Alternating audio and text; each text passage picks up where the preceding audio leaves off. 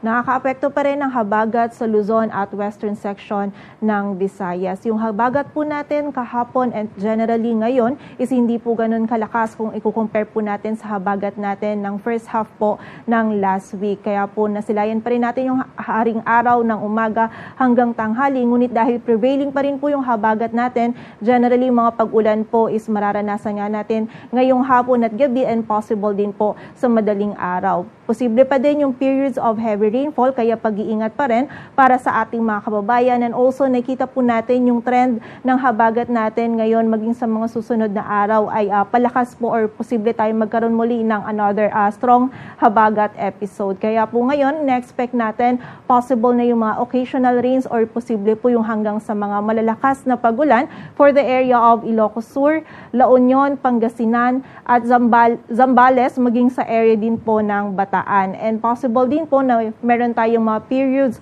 of heavy rainfall dito sa may Ilocos Norte, Cagayan, Batanes, maging dito din sa Cordillera Administrative Region, Tarlac, Pampanga, maging dito din po sa bahagi ng Metro Manila, Cavite, Batangas at Occidental Mindoro. Kaya po pag-iingat para sa ating mga kababayan sa posibilidad po ng mga pagbaha at pagguho ng lupa. Also, meron po tayong minomonitor na 2 low pressure area sa labas ng ating area of responsibility.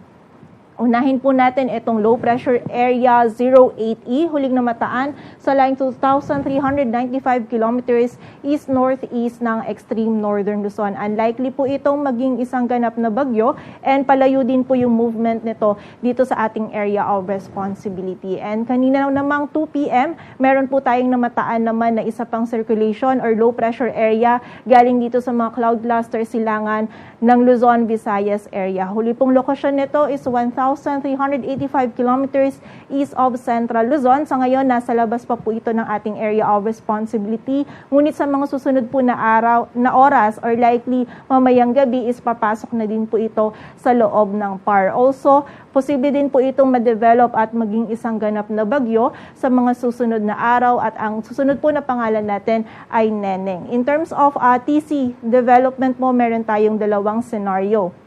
So ito pong si LPA08F, possible po na siya yung ma-develop habang binabaybay niya itong karagatan sa silangan ng Northern Luzon. Or sa mga susunod po na araw, possible din na magkaroon tayo ng another circulation dito naman sa west ng Northern Luzon. So either po itong circulation dito sa west ng Northern Luzon or itong si LPA08F kapag binabaybay na po nito yung karagatan silangan ng Northern Luzon, either po sa kanila yung possible na maging isang ganap na bagyo sa mga susunod na araw. And yung isa po sa kanila is magiging trough na lamang ng dominant system natin. And also, nakita natin na yung movement nila is patungo dito sa may area ng Taiwan. So, in terms of direct effect po, possible na maapektuhan itong area ng Batanes ng bagyo directly, and sa mga susunod na araw, ito din pong circulation na ito, yung nakikita natin na mag-contribute dun sa paglakas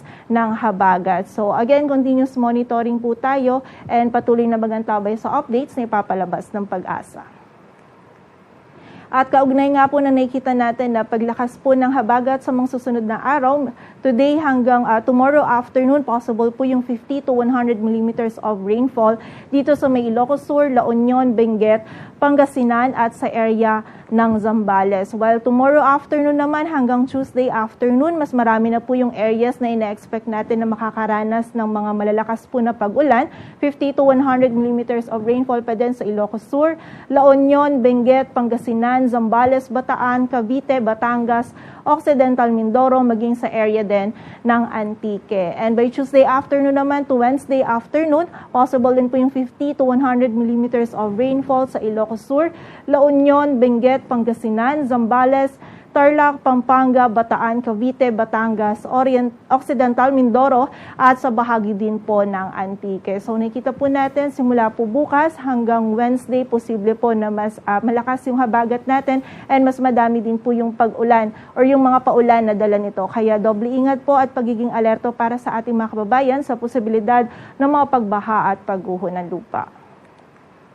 Sa magiging lagay naman ng ating panahon bukas, araw ng Lunes, halos buong bahagi po ng Luzon yung makakaranas ng maulan po na panahon. Hanggang sa malalakas yung mga pag-ulan na ating mararanasan, dito pa din sa Ilocos Sur, La Union, Pangasinan, Zambales, Bataan, maging dito din sa area ng Occidental Mindoro. While for the area naman ng Ilocos Norte, Batanes, Cagayan, Cordillera, Mississippi Region, maging dito din sa Tarlac, Pampanga, Metro Manila, Cavite, Batangas ay makakaranas din po tayo ng periods pa din ng heavy rainfall. While for the rest of Luzon naman, may mga scattered ng mga pag-ulan po tayong mararanasan and lahat po ito ay dala pa rin ng habagat. Agwat po ng temperatura dito sa Metro Manila ay mula 26 to 29 degrees Celsius.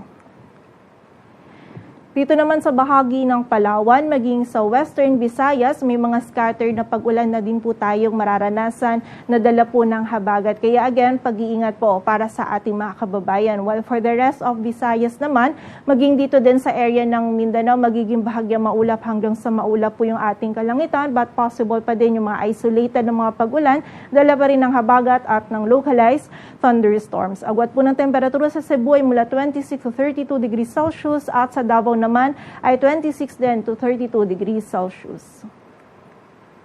Sa lagay naman po ng dagat baybayin ng ating bansa, wala tayong nakataas na gale warning, ngunit iba yung pag-iingat pa rin para sa mga kababayan natin na maglalayag dito sa may northern at western sections ng Luzon sapagkat magiging katamtaman hanggang sa maalon pa rin po yung lagay ng ating karagatan.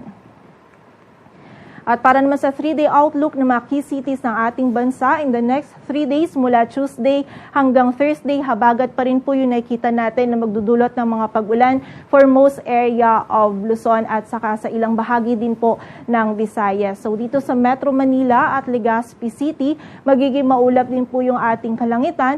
Possible po yung mga scattered na mga pag-ulan, pagkilat at pagkulog. And meron pa rin po tayong periods ng heavy rainfall or yung mga biglaan po na buhos ng mga malalakas na pag-ulan. Kaya doble ingat po para sa ating mga kababayan. For the area naman ng Baguio City hanggang sa mga malalakas po na pag-ulan yung ating mararanasan in the next 3 days. Kaya pagiging alerto po para sa ating mga kababayan lalo na yung mga prone sa flash floods at landslides. Agwat po ng temperatura sa Metro Manila ay mula 25 to 29 degrees Celsius. Sa Baguio City ay 17 to 19. Sa Legazpi City naman ay 25 to 32 degrees Celsius. Dito naman sa bahagi ng Iloilo City, magiging maulan din po yung ating panahon. Possible po na meron pa rin tayong periods ng mga heavy rainfall. Kaya pag-iingat po para sa ating mga kababayan. Well, for the area of Metro Cebu and Tacloban City, possible naman po yung mga isolated o yung mga biglaang pag-ulan, pagkilat at pagkulog, dala pa rin po ito ng habagat. Agwat ng temperatura sa Metro Cebu ay mula 25 to 32 degrees Celsius. Sa bahagi ng Iloilo ay 25 to 31 at sa Tacloban City naman ay 26 to 32 degrees Celsius. Sa area naman ng Mindanao, partikular na dito sa Metro Davao, Cagayan de Oro City at Zamboanga City, magiging bahagyang maulap hanggang sa maulap din po yung ating kalangitan.